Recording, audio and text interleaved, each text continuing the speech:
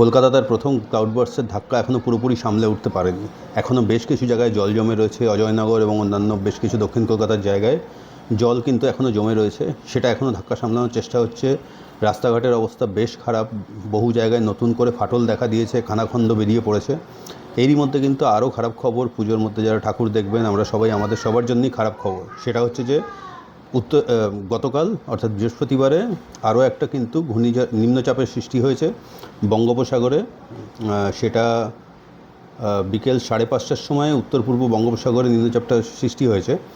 সমুদ্রপৃষ্ঠ থেকে 5.8 কিলোমিটার উপরে সেই সিস্টেমটা রয়েছে এবং সেটা কিন্তু উত্তর পূর্ব দিকে এগোচ্ছিল। গতকাল অর্থাৎ বৃহস্পতিবারে রাত্রি 9টার সময় জানানো হয় যে সেই যে একটা ঘূর্ণিঝড়ের একটা নিম্নচাপের মতন সিস্টেম ছিল আর কি, সেটা সত্যি নিম্নচাপে পরিণত হয়েছে এবং সেটা এগোচ্ছে। কাল রাত 9টার খবর এটা। আর আজকে এই জিনিসটা শুক্রবারে এটা কিন্তু উড়িষ্যা আর অন্ধ্রপ্রদেশের সীমানা বরাবর দেশের মধ্যে ঢুকবে, অর্থাৎ ল্যান্ডফল হবে যাকে বলা যেতে পারে। এবং তার হাত থেকে কিন্তু আমরাও পুরোপুরি বাঁচব না। কলকাতা এবং সংলগ্ন এলাকায় কিন্তু বৃষ্টিপাত হওয়ার সম্ভাবনা প্রবল, সেরকমটাই জানিয়ে রাখা রয়েছে।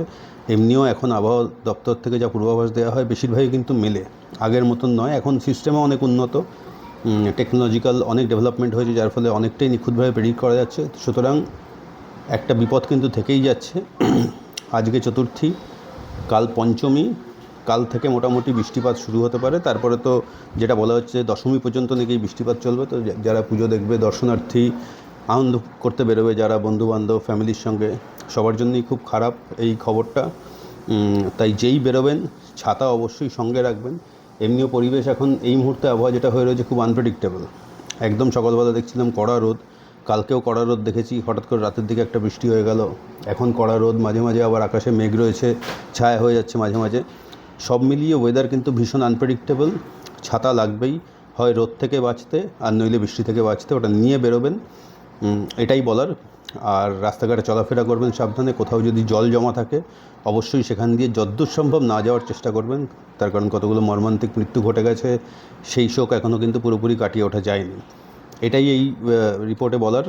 যারা আপনারা পেপার খুব একটা পড়তে পারেন না, অসুবিধা হয়, সকালবেলা দেখার সময় পান না, আমরা কিন্তু এই চ্যানেলে আস্তে আস্তে করে এরকম নিউজের বিটস আনার চেষ্টা করব, আনতে থাকবো আর কি।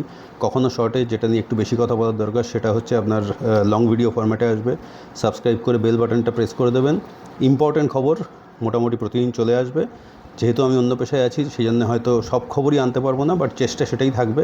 দেখা যাক ইন ফিউচার কী হয়।